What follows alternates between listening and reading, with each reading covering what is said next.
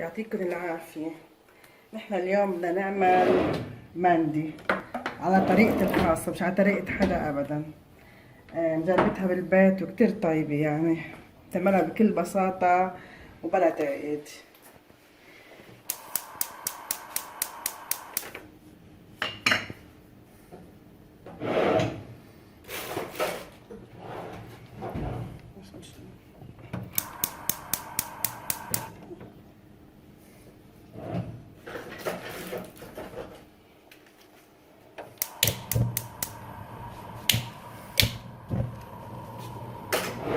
نولع الغاز العين الكبيرة على نار هادي شوي، مو منقويها كتير.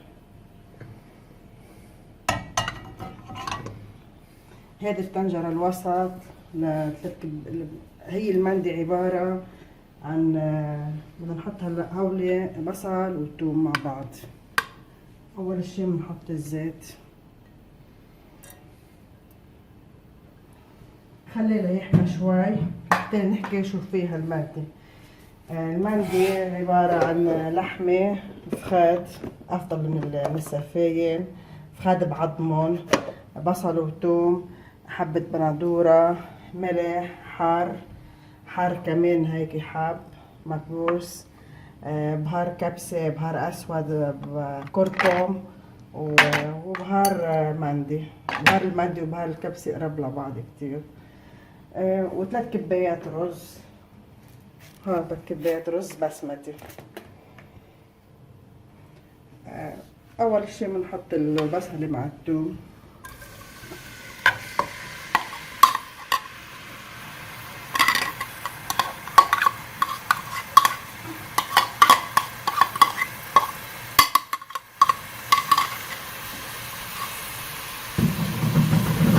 دايما بس بدكم تشتغلوا بالاكل استعملوا المعلقه الخشب، صحيه اكثر.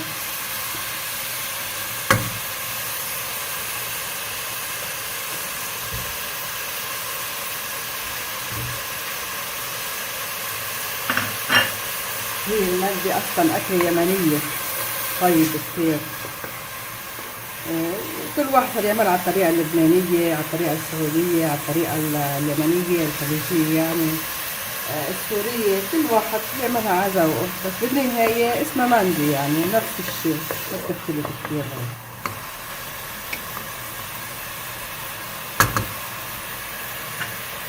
نحن لما بتحطي صوص على جنب بتحطي بندورة، بتكسري البندورة وبتعقديها وبتحطي الصوص على جنب، بس نحن هلا بدناش نحط صوص على جنب. والبصلة لازم تكون كتير، يعني هول عبارة عن بصلتين وسط وشي بصلة ثوم.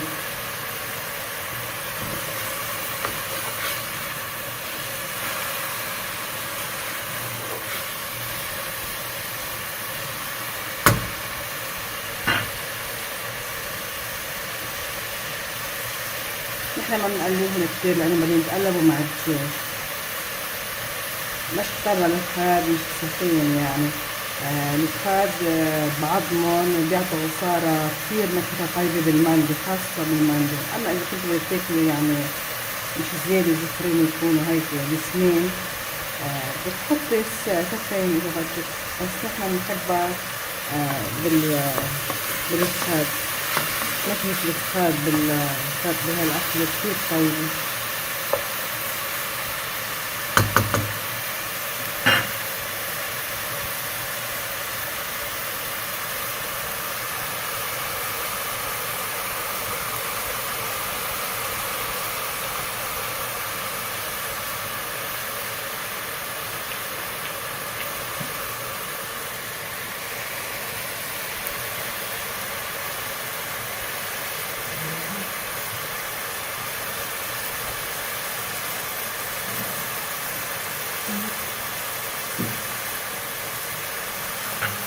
نحن بس هالقد بدنا نعملها، انجا ندبرهم البصلات كرمال لما بدنا نحط اللحمة عليهم دجاج، كرمال ما يحترقش يعني قبل يستووا، حنستوي قبل الدجاج. هذا الدجاج منضف بجلده بكل شيء، ومدعوك بالحامض يعني كرمال ما يستوي. هاو الكتار وزينة قد ما بدك تحطي يعني، بدك تحطي لحمة، نحن عم نحط الدجاج أكتر.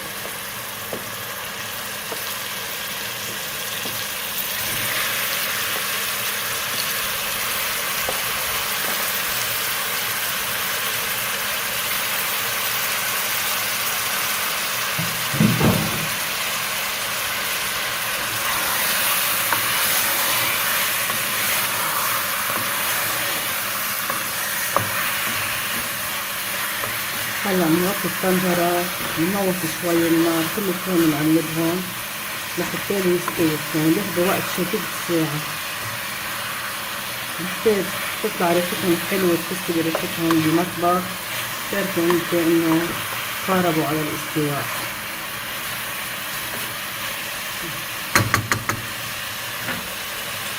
ما نحطش لا ملح ولا بهار ولا شي بهالوقت هذا.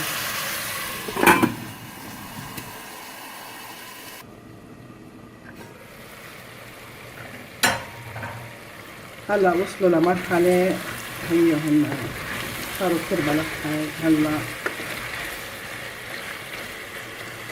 بنحط شوية البندورة، نحط البندورة اللي فرمناها،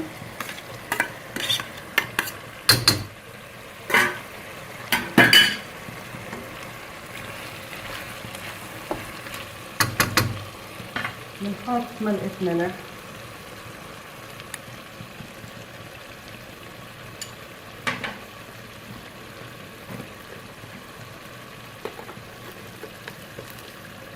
شوية حار، هذا الحار مش حار كتير.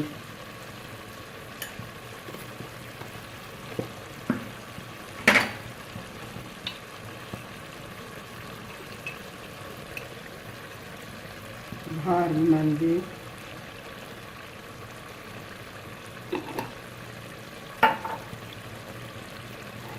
بهار الكبسة، أنا مبحبش كتر بهارات يعني، كمان ملعقة صغير ووسط.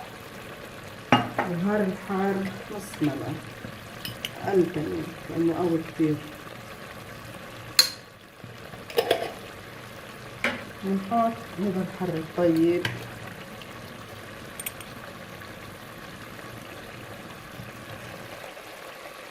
هذا حر أكتر كله شوي.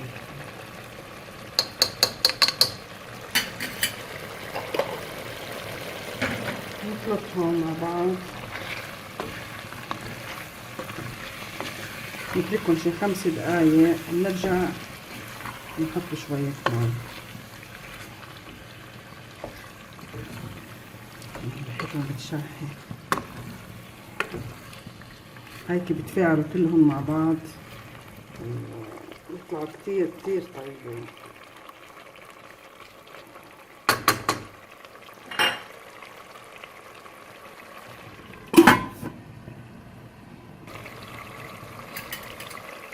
نحط رش صغيرة قد صفرة أو كركم، كمان مفيد صحيا كتير الكركم بالأكل. أي رز بتستعملوه حطوا كركم لأنه مفيد للكبد، البنكرياس كتير كتير مفيد للجسم.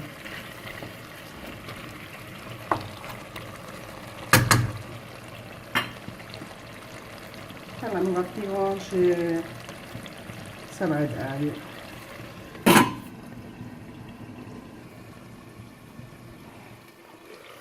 هلا بدنا بدنا نحركهم حركة لك ما أحلاهم، كتير كتير عم يتفاعلوا مع بعض. هلا بنحط مي ونخليهم يتبخوا ويستووا على نار هادي.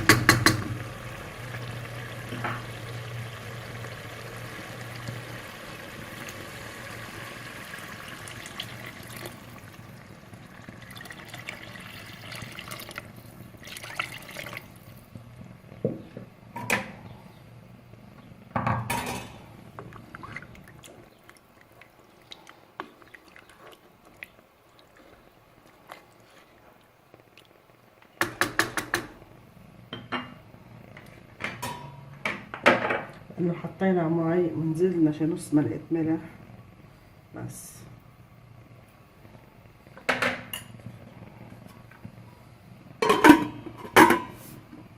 ننقلهم على عين غاز الوسط كرمال يتطبخوا شي نص ساعة على الروق ليستووا يعني. هيدا الرز هلا 3 كبايات رز غسلناهم. نحن ما بننقعهمش لانه نحن بدنا نسلقهم نكب ميتهم. نسلقهم ربع سلقة، فبنحطهم بالطنجرة.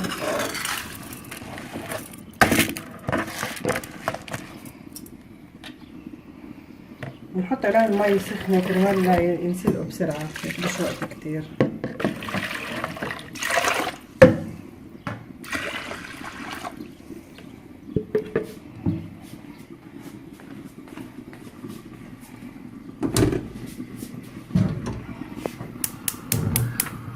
بنحط لهم رشة ملح، نص ملعقة ملح وشوية بهار أسود بس.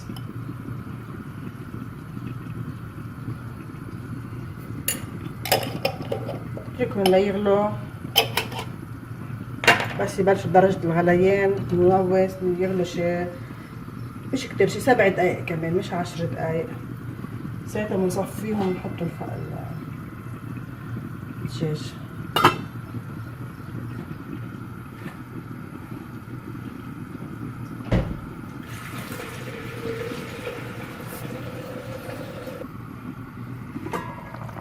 هلا الدجاج صار له نص ساعة يعني، مع القلبة اول الشاشة ربع ساعة يعني 3/4 الساعة استوى الدجاج خلص. بس بخلي يعني يغلي هلا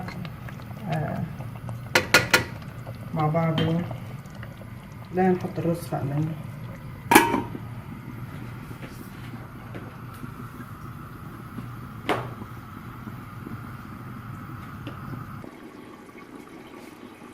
هلا بنطفي الغاز تحت الرز لانه صار له شي 7 دقايق وبعتقد صار يعني كتير منيح. هلا بنصفيه.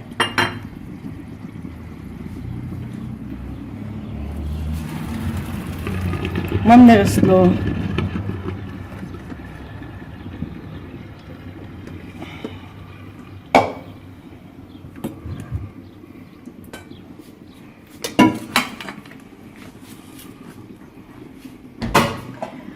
حطينا احنا قبل ملح فيه وفيه حبيبات البهار الاسود.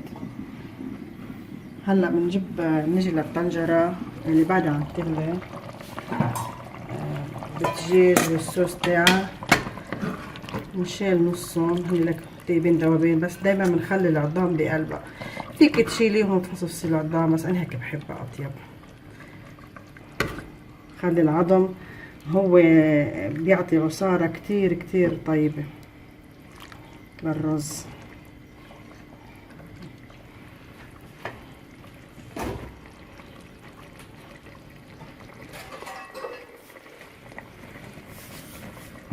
بنحط نص كمية الرز المدردار المسلوق شوي، 1/3 سلقة مش ربع سلقة.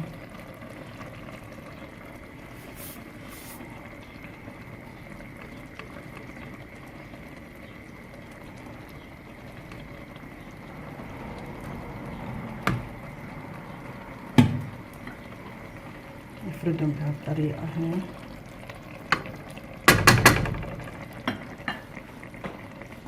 نرجع نحط الجزء اللي شلناه بالرز. طيش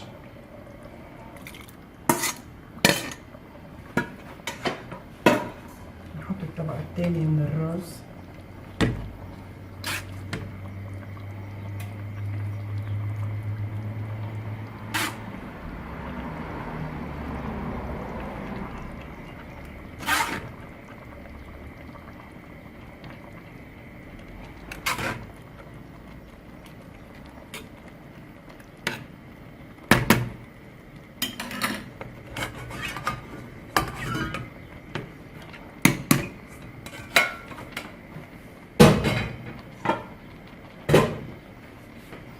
لنا رشة ملح،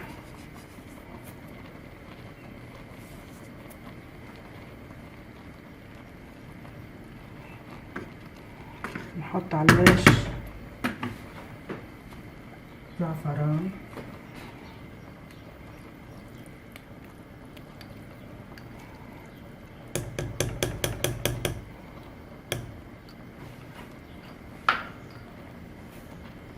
وهلا بنغطيهم ليتبخوا على نار هادي، ولا بنحركهم كتير،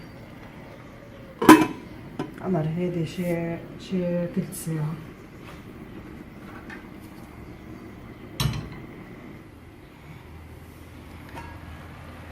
هلا الطبخة استوت، بعتقد انها استوت، رزة مدردر ممتازة.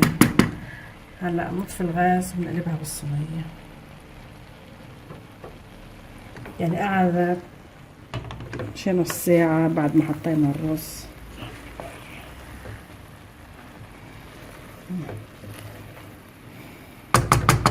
هلا بنقلبها بهي الصينية.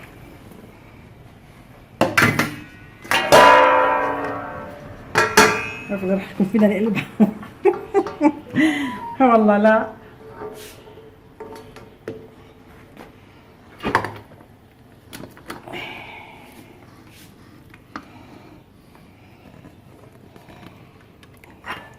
يعني قلبت ممتازة، بتجنن، شهية، واللحمة بتضل بقلب الدجاج. فينا نحط صنوبر عليها وكاجو، فيكي اذا بدك، اذا عندك بصل محمصة، بصل شو بدك فيك تحطي، فيك تعملي صوص.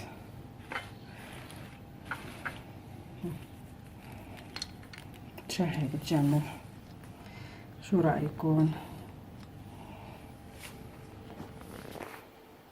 كتير ريحتها زكية، وحبة الرز مستوية ومدردرة، والدجاج بقلبها رائع جدا، دايب ذوبان.